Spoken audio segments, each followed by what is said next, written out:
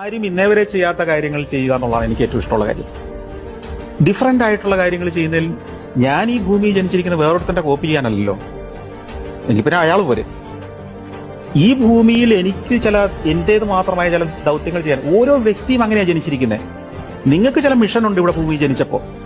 അത് വേറൊരാൾ ചെയ്തതിന്റെ കോപ്പി ചെയ്യലല്ല നിങ്ങളുടെ മിഷന്റെ, നിങ്ങൾ ജനിച്ചതിന്റെ ഉദ്ദേശം.